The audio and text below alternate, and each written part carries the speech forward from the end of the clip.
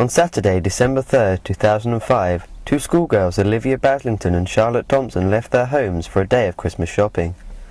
The two girls, teeming with life, arrived at Elsenham train station and purchased their tickets from a machine situated on platform 1. As the machine printed out their tickets, their intended train pulled into platform 2. In a dash for their train, the two girls ignored the station's warning systems, which consisted of an unmanned gate and a traffic light system, and stepped onto the track. The two girls, aged 13 and 14, were struck by a high-speed train passing through the station.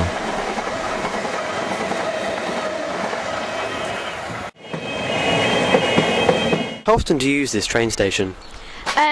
Nearly every day really. I use it to travel to and from school and to go up and see my friends and stuff, so quite a lot. What are your thoughts regarding the safety at this level crossing? I personally don't think this station's very safe because so many children use it every day, and I don't think anybody realises that, or they would have taken some precaution of how to make it safer. Do you feel it has taken the tragic death of these two teenagers to make people more aware of how dangerous this train station really is? Well, I think before it happened, no one really knew the dangers of it, but now in my experience, whenever I use it, I have to take in precaution of how dangerous it really can be.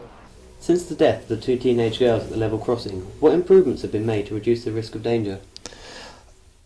The first thing that was put into place relatively quickly was the installation of a new ticket machine on the northbound platform. I think it's been fairly well publicised. At the time of the accident, people had to cross the line twice to purchase a ticket and then get onto the northbound platform, and that was seen as a fairly dangerous situation. Since then, the proposal now is to build a bridge to cross the railway, so that if the gates are closed, there isn't the temptation to cross the lines, and that will obviously make a much safer usage of the station. Network Rail have now put together, and there is a planning application for a new bridge. Listening to what they've had to say and having looked at the location in some detail, it is a fairly difficult situation. One of their objections to building a bridge was that because the bridge needs to be relatively close to the level crossing itself, and it's a track that's served with overhead power lines, there has to be a fairly significant height to allow high traffic to pass under the power lines.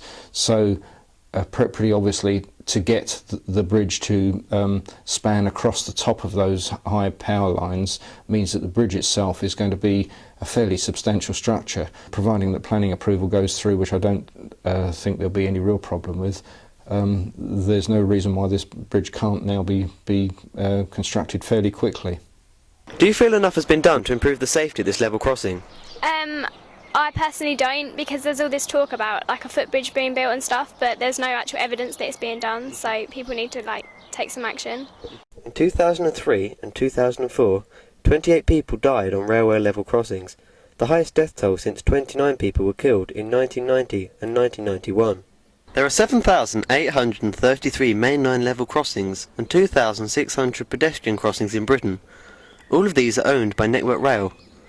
Only 1,658 level crossings are classified as protected, with up to 3 possible safety devices: barriers operated by railway staff, flashing road traffic signals, and miniature warning lights alerting people of an approaching train. Of the 2,600 pedestrian crossings, there are 98 similar to the one at Elsenham. All of these are currently classified as protected.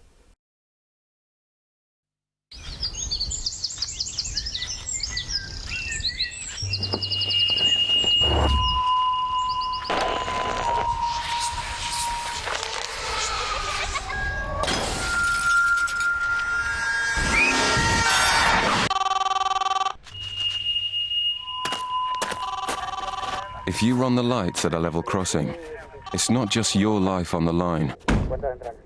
Level crossings, don't run the risk.